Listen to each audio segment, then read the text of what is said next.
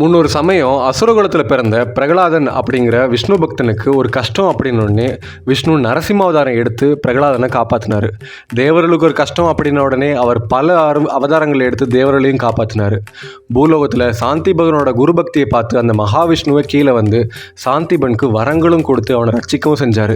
இப்படி மகாவிஷ்ணுவை வேண்டவங்களுக்கு எல்லாருமே கைவிடாமல் அவர் காப்பாற்றினார். இது மனிதர்களுக்கும் தேவர்களுக்கும் அசுரர்களுக்கும் ரிஷிகளுக்கும் முனிவர்களுக்கும் மட்டுமா? இது மாதிரி மகாவிஷ்ணுவை வேண்ட எல்லாருக்குமே அவர் உடனே இறங்கி வந்து காப்பாற்றினார். இந்த சாந்திபகனோட கதையும் மகாவிஷ்ணுவோட தசாவதார கதைகளும் நரசிம்மாவதார் கதைகளும் நீங்கள் இன்னும் பார்க்கல அப்படின்னா நம்ம சேனலில் அதுக்கான வீடியோ லிங்க்ஸ் இருக்குது, போய் பாருங்கள். மேலே கை பட்டனை கிளிக் பண்ணிங்க அப்படின்னா அந்த வீடியோஸை நீங்கள் பார்க்கலாம். இது மாதிரி தன்னை வேண்ட எல்லாருக்குமே அவர் வைகுண்டத்தை விட்டு உடனே இறங்கி வந்து மனசு இறங்கி காக்கும் கடவுளான மகாவிஷ்ணு எல்லாரையும் காப்பாற்றினார். இந்த மாதிரி மகாவிஷ்ணு மனிதர்களுக்கும் தேவர்களுக்கும் அசுரர்களுக்கும் ரிஷிகளுக்கும் முனிவர்களுக்கும் மட்டும்தான் மனம் இறங்கினாரா, இல்லை இந்த அண்டசராசத்தில் இருக்கக்கூடிய எல்லா உயிரினத்தையும் அவர் காப்பாற்றுறாரா, அவர் காக்கும் வேலையை சரியாக செய்கிறாரா அப்படிங்கிறத பற்றி உங்களுக்கு சந்தேகம் இருந்துச்சு அப்படின்னா இந்த வீடியோ ஸ்கிப் பண்ணாமல் பாருங்கள்.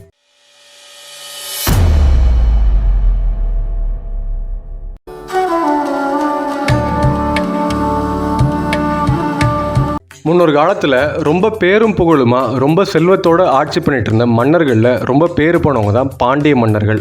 அப்படிப்பட்ட பாண்டிய வம்சத்தில் வந்த ஒரு அரசன் தான் இந்திரதூய்மன் அப்படின்ற ஒரு பாண்டிய மன்னன். இந்த பாண்டிய மன்னன் தன்னோட ஆட்சி காலத்தில் ரொம்ப சிறப்பான ஆட்சியை கொடுத்துட்டு தான் வந்து இறைவனை நோக்கி இறைப்பணி செய்ய போகிறேன் அப்படின்னு சொல்லி அவர் துறவரத்துக்கு போகிறாரு. துறவரத்துக்கு போன இந்த இந்திரதூய்மன் அப்படின்ற மன்னன் வந்து தீவிரமான விஷ்ணு பக்தர். அவர் ஒரு மலையில் போய் ஒரு ஆசிரமத்தை அமைக்கிறாரு. அந்த ஆசிரமத்தில் அவர் விஷ்ணுவை நோக்கி தவம் பண்ணுறதுக்காக அனுதினமும் அவர் விஷ்ணுவை நோக்கி பூஜைகள் பண்ணிகிட்டு இருக்காரு. இந்த மாதிரி அவர் விஷ்ணுவை நோக்கி தவம் பண்ணிகிட்டு இருந்த ஒரு சமயத்தில் அகத்திய மாமுனிவர் அந்த மலையை சுற்றி பார்க்க வர்றாரு. அவர் தனியாக வரல, அவரோட சிஷ்யர்களோடு வராரு. அந்த சமயத்தில் இந்த இந்திரதூய்மன் அப்படின்ற மன்னனோட ஆசிரமத்தையும் பார்க்குறாரு. பரவாயில்ல, ஒரு பாண்டிய மன்னன் வந்து இறைப்பணியை செய்கிறதுக்கு, அதுவும் விஷ்ணுவை நோக்கி தவம் பண்ணுறதுக்கு இங்கே ஆசிரமம் அமைச்சிருக்காரு, நம்ம எல்லாம் போய் அவரை பார்க்கலாம், அவர் கண்டிப்பாக நம்மளை உபசரிக்க வருவார் அப்படின்னு சொல்லி ரொம்ப சந்தோஷமாக அகத்திய முனிவர் அவரோட சீடர்கள் எல்லாம் அழைச்சிக்கிட்டு அந்த ஆசிரமத்துக்கு போறாரு. அங்க போனதுக்கப்புறம் அகத்திய முனிவருக்கு ஒரு மிகப்பெரிய ஏமாற்றமும் வருது.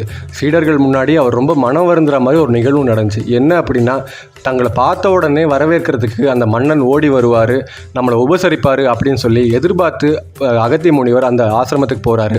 ஆனால் அங்கே போகிறப்போ அந்த மன்னன் வந்து அகத்திய முனிவரை பார்த்து என்னென்ன தெரியல, அவருக்கு அகத்திய முனிவரை வரவேற்கணும் அப்படின்ற ஒரு எண்ணம் கூட வரலையே என்னன்னு தெரியல, இல்லை அவர் மகாவிஷ்ணுவை நோக்கி எந்நேரமும் அவர் மனசுலையோ சிந்தனையிலையோ மகாவிஷ்ணுவே இருந்ததுனால அவர் அகத்திய முனிவரை பெருசாக நினைக்கலையோ என்னமோ தெரியல, அகத்திய முனிவரை அவர் சரியாக உபசரியும் பண்ணல, அவர் வரவேற்கவும் இல்லை. இதை பார்த்த உடனே அகத்திய முனிவருக்கு ஒரு குழப்பம். என்னடா இது, ஒரு மிகப்பெரிய தவயோகி, நம்ம சப்த ரிஷிகளில் ஒருவரான நம்ம வந்து நம்மளை வந்து மதிக்கலை, இவன் இப்பேற்பட்ட ஒரு மதம் பிடிச்ச ஒரு மன்னனாக இருப்பான் நான் எதிர்பார்க்கல அப்படின்னு சொல்லி அவர் ரொம்ப மனசஞ்சலப்பட்டு ஒரு கட்டத்தில் அவர் கோபத்தோட எல்லைக்கே போய் அவர் மன்னனை பார்த்து சாபமும் கொடுக்குறாரு. பக்தி அப்படின்ற மதம் பிடிச்சதுனால உன்னால் வந்திருக்கிற சாதுக்களையும் முனிவர்களையும் ரிஷிகளையும் உபசரணை பண்ண முடியல, அவங்கள வரவேற்கவும் முடியல. நீ என்னதான் சதா மகாவிஷ்ணுவே நினச்சிட்டு இருந்தாலும் வந்திருக்கிற தவயோகிகளை நீ மரியாதை கொடுத்துருக்கணும். அந்த மரியாதை மூலயமா அவங்ககிட்ட இருந்து ஆசைகளை பெற்றிருந்தால் மட்டுமே தான் நீ இந்த ஜென்மத்தில் மோட்சங்கள் அடைய முடியும். இது எல்லாத்தையுமே தவறுன இந்த மன்னன் வந்து கண்டிப்பாக இந்த ஜென்மத்தில் உன்னால் மோட்சம் அடையவே முடியாது. அது மட்டும் இல்லாமல் நீ அடுத்த பிறவியில் மதம் கொண்ட ஒரு காட்டு யானையாக பிறந்து மோட்சம் அடைய வழி தெரியாமல் நீ வந்து ஊர் ஊராக நாடு நாடாக சுற்றி நீ கடைசியில் கஷ்டப்பட்டு தான் உன்னோட மோட்சத்தை நீ அடைய முடியும் அப்படின்னு சொல்லி அவர் சாபத்தையும் கொடுக்குறாரு. இப்படி அகத்தியரோட சாபத்தை கேட்ட உடனே மன்னன் வந்து ரொம்ப அதிர்ந்து போகிறாரு. என்னடா இது, நம்ம என்ன பாவம் பண்ணோம், நம்மளோட சிந்தனையில் மொத்தமாக மகாவிஷ்ணு மட்டுமே இருந்ததுனால நமக்கு வந்திருக்கிறது யாருன்னே தெரியல, அதனால தான் நம்ம தயங்கி போய் அவருக்கு உபசரணை பண்ணாமல் நம்ம இருந்தோம், ஆனால் நம்ம அலட்சியத்துக்கு இப்பேற்பட்ட தண்டனையா அப்படின்னு அவர் மனசு வருந்திட்டு இருந்தார். அதுக்கப்புறம் அவர் ஒரு மனசில் அவருக்கு ஒரு தைரியமும் வருது. என்னதான் இருந்தாலும் இப்படி ஒரு சாபங்கள் வருது, முனிவர்கள் மூலிமா இப்படி ஒரு சாபங்கள் வருது அப்படின்னா கண்டிப்பாக அது ஒரு காரண காரியத்துக்காக தான் வரும். அதனால் நம்மளோட பிறவி பலனாலையும் நம்மளோட கர்ம பலனாலையும் தான் இந்த சாபம் வந்திருக்கு, இதை கண்டிப்பாக நம்ம அனுபவிச்சே தீரணும்னு சொல்லி அவர் மனசை அமைதி பண்ணுறாரு. அகத்திய மாமுனிவரோட சாபத்துக்கு ஏற்ப பாண்டிய மன்னன் அடுத்த பிறவியில் திரிகூடம் அப்படின்ற ஒரு மலையில் யானையாகவும் பிறக்கிறாரு. இந்த திரிகூடம் அப்படின்ற மலை எங்கே இருக்குது அப்படின்னா பார்க்கடலுக்கு நடுவில் ரொம்ப மிக பிரம்மாண்டமாக விரிஞ்சி இருக்கிற ஒரு மலை தான் இந்த திரிகூடம் அப்படின்ற ஒரு மலை. இந்த மலையில் தங்கம், வெள்ளி, இரும்புன்னு ஏராளமான தாது பொருட்கள் அங்கே கிடைக்கிது. அது மட்டும் இல்லாமல் ரத்தினங்கள் மாதிரி பல விசித்திரமான அற்புதமான தாதுக்களும் அங்கே விளையுது.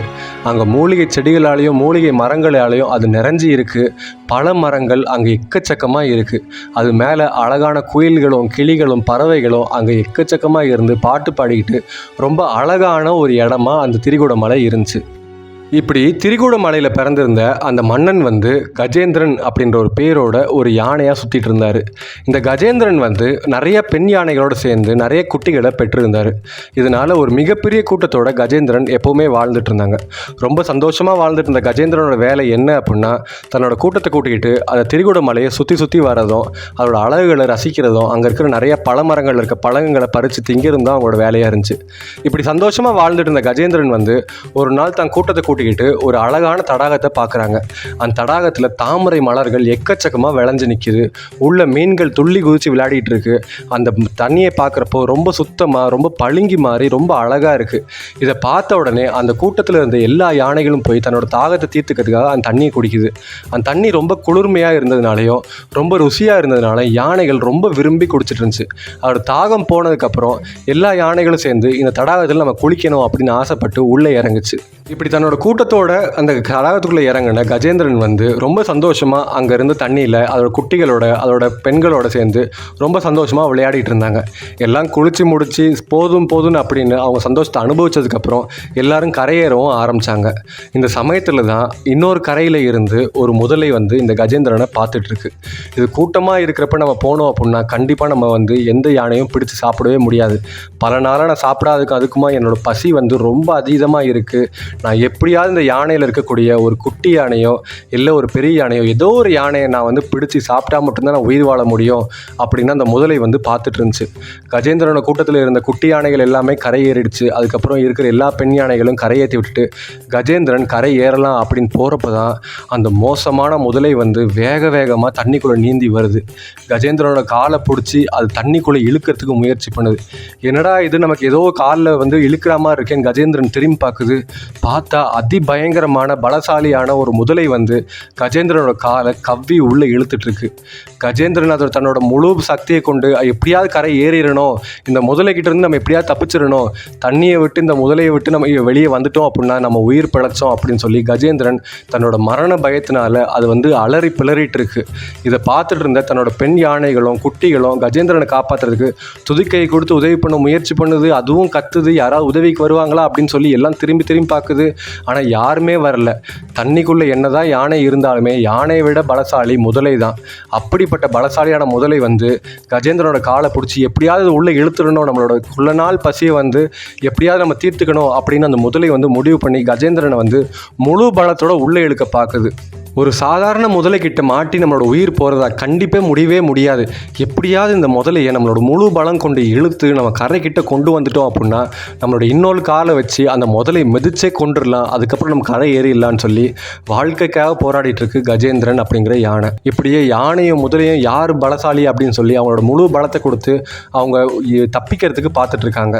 இப்படியே நாட்கள் போகுது, வாரங்கள் போகுது, கடைசியில் ஒரு வருடமும் ஆயிடுச்சு.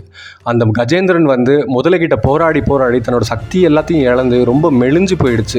ஆனால் இந்த முதலையோ தண்ணிக்குள்ளேயே இருந்ததுனால, முதலைக்கு எப்போவுமே தண்ணியில் இருக்கிறப்ப தான் பலம் ஜாஸ்தி. அது தண்ணிக்குள்ளேயே இருந்ததுனால அதோட பலங்கிறது நாளுக்கு நாள் அதிகமாகிட்டே போயிருந்துச்சு. ஒரு கட்டத்தில் யானை வந்து முடிவே பண்ணிருச்சு, அவ்வளோதான் நம்ம ஜெயிக்கவே முடியாது, இந்த முதலைக்கு இரையாக தான் நம்ம இந்த ஜென்மத்தில் பிறந்திருக்கும் போல அப்படின்னு சொல்லி அது ரொம்ப கஷ்டத்தில் அழுக ஆரம்பிச்சிருச்சு. அது அழுது என்ன பண்ணுறதுனே தெரியல அப்படின்னு சொல்லி அது சுற்றி முற்றி பார்த்து எல்லா யானைகளும் பார்த்து அது பிளறுது. நம்மளை காப்பாற்றுறதுக்கு யாருமே இல்லையா அப்படின்னு அதை நினைக்கிறப்ப தான் அதோட பூர்வ ஜென்ம ஞாபகங்கள் கொஞ்சம் கொஞ்சமாக வருது. தான் யார் அப்படிங்கிறத உணர்றதை விட தான் ஒரு மிகப்பெரிய விஷ்ணு பக்தன் அப்படின்றத அந்த யானை உணர ஆரம்பிச்சது. இப்படி விஷ்ணுவை பற்றி தெரிஞ்ச உடனே கஜேந்திரன் என்ன பண்ணுது அப்படின்னா அந்த தடாகத்தில் இருந்த ஒரு மலரை, அதாவது ஒரு தாமரை மலரை பறித்து அது ஆகாயத்தை பார்த்து அப்படியே பிளறுது. எனக்கு வந்து வாழ்க்கையில் நான் என்ன தப்பு பண்ணேன்னு தெரில, நான் இந்த ஜென்மத்தில் யானையாக பிறந்திருக்கேன், ஏன்னா யானையாக இருந்தாலும் என்னோட 5வது அறிவு எட்டுற அளவுக்கு எனக்கு மகாவிஷ்ணு யாருன்றது தெரிஞ்சிருக்கு. இந்த அண்டசராசத்தில் இருக்க எல்லா உயிரிலும் ரட்சிக்கிற மகாவிஷ்ணுவே நீங்கள் தான் என்னை காப்பாற்றணும், நான் என்ன தப்பு பண்ணியிருந்தாலும் என்னை மன்னிச்சு நீங்கள் தான் என்னை காப்பாற்றணும், காக்கும் கடவுளான மகாவிஷ்ணுவே நீங்கள் தான் என்னை ரட்சிக்கணும் அப்படின்னு சொல்லி அந்த யானை அந்த தாமரை மலரை தூக்கி ஆகாயத்தை நோக்கி அழுக ஆரம்பிக்குது. இந்த யானையோட பேச்சை கேட்டோடனே, யானையோட கதறலை கேட்டோடனே மகாவிஷ்ணு அங்கே வைகுண்டத்தை விட்டு கருடாதி ரூபனா, அதாவது கருடன் மேலே அவர் உடனே வராரு. வைகுண்டத்தை விட்டு கஜேந்திரன் முன்னாடி அவர் பிரசன்னமும் ஆகுறாரு. மகாவிஷ்ணுவை பார்த்த உடனே யானைக்கு ரொம்ப சந்தோஷமாகுது. நம்ம பாக்கியசாலி, நம்மளை காப்பாற்றுறதுக்கு காக்கும் கடவுளான மகாவிஷ்ணுவே நம்மளோட குரலை கேட்டு ஓடி வந்திருக்காரு, இவரை விட சிறந்த கடவுள் யாருமே இல்லை, நான் சந்தோஷப்பட்டுட்டு இருந்தாரு. அந்த சமயத்தில் தான் மகாவிஷ்ணு அவர் கையில் இருந்த சுதர்சன சக்கரத்தை அந்த முதலை மேலே ஏவுறாரு. அந்த சுதர்சன சக்கரம் முதலையோட தலையை தனியாக துண்டாக வெட்டி கஜேந்திரனை காப்பாற்றவும் செய்யுது. மகாவிஷ்ணுவோட சுதர்சன சக்கரம் பட்ட உடனே தலை துண்டிக்கப்பட்டு இறந்த அந்த முதலை யார் அப்படின்னா, முன்னொரு சமயத்தில் தேவரிஷியால் சபிக்கப்பட்டிருந்த ஒரு கந்தர்வன் தான். அந்த கந்தர்வன் சாபத்தின் விளைவாக இந்த திரிகூட மலையில் ஒரு முதலையாக வளம் வந்துட்டு இருந்தான். அவனோட சாபத்திலேருந்து எப்படி வெளியே வர்றதுன்னு தெரியாமல் அவன் தவிச்சிட்டு இருந்தப்போ தான் மகாவிஷ்ணுவோட சுதர்சன சக்கரத்தோட சக்தியால் அவனோட சாபம் நிவர்த்தியாகி அவன் திரும்ப கந்தர்வ உருவத்தை அடைஞ்சான். மகாவிஷ்ணுவை பணிஞ்சு வணங்கிட்டு அவன் திரும்ப கந்தர்வ உலகத்தை போய் அடைஞ்சான். மகாவிஷ்ணுவோட சக்தியால் முதலைக்கிட்ட இருந்து காப்பாற்றப்பட்ட கஜேந்திரன் ரொம்ப பணிவாக மகாவிஷ்ணுவை பார்த்த உடனே பணிகிறான். மகாவிஷ்ணுவே என்னை காப்பாற்றுறதுக்கு ஓடி வந்ததுக்கு ரொம்ப நன்றி. அதாவது ஒரு 5 அறிவு உயிரினமான நான் இந்த யானையோட குரலை கேட்டு வைகுண்டத்தை விட்டு இங்கே வரணுன்ற அவசியம் கிடையாது, அங்கேருந்தே நீங்கள் ரசிச்சுட்டு இருந்தால் கூட நான் இந்த கஷ்டத்துலேருந்து நான் வெளியே வந்திருப்பேன். ஆனால் என்னையும் ஒரு உயிரினமாக மதித்து எனக்கு ஒரு கஷ்டம் அப்படின்னு உடனே ஓடி வந்து காப்பாற்றின காக்கும் கடவுளான ஸ்ரீஹரி தான் இந்த உலகத்தில் ரொம்ப சிறந்த கடவுள் அப்படிங்கிறத நான் உணர்ந்துக்கிட்டேன். என்னை மட்டும் கிடையாது, இந்த உலகத்தில் இருக்க எல்லா உயிரினையும் ரசிக்கக்கூடிய ஒரே கடவுள் நீங்கள் தான், காக்கும் வேலைக்கு சரியான ஒரு கடவுளும் நீங்கள் தான் அப்படின்னு சொல்லி அது ரொம்ப சந்தோஷமாக மகாவிஷ்ணுவை புகழ்ந்துக்கிட்டே மகாவிஷ்ணுவோட காலில் சரணடையுது. மகாவிஷ்ணு கஜேந்திரனோட பக்தியை பார்த்து ரொம்ப சந்தோஷம் அடைஞ்சு கஜேந்திரனுக்கு மோட்சம் கொடுத்து வைகுண்டத்துக்கும் அழைச்சிட்டு போகிறாரு. இப்படி இந்த அண்டசராசத்தில் இருக்கிற எல்லா உயிரினத்தையும் ரட்சிக்கக்கூடிய அந்த காக்கும் கடவுளான மகாவிஷ்ணு எந்த உயிரினமாக இருந்தாலும் அதுக்கு ஒரு ஆபத்து அப்படின்னா அவர் வைகுண்டத்தை விட்டு உடனே ஓடி வருவார். கூப்பிட்ட குரலுக்கு வர ஒரு கடவுள் அப்படின்னா அது காக்கும் கடவுளான மகாவிஷ்ணு தான் அப்படிங்கிறத கஜேந்திரன் அவனோட வாழ்க்கை வரலாறு மூலமா உணர்ந்தான். இந்த மாதிரியான சுவாரஸ்யமான கதைகளை கேட்கணும் அப்படின்னா நம்ம இயல் சேனலை சப்ஸ்கிரைப் பண்ணுங்கள். இந்த வீடியோ உங்களுக்கு பிடிச்சிருந்துச்சுன்னா ஒரு லைக்கை போடுங்க. உங்களோட கருத்துக்கள் என்ன அப்படிங்கிறத கமெண்ட்டில் லீவ் பண்ணுங்கள். உங்கள் ஃப்ரெண்ட்ஸ் அண்ட் ஃபேமிலிக்கு இந்த வீடியோவை ஷேர் பண்ணுங்கள்.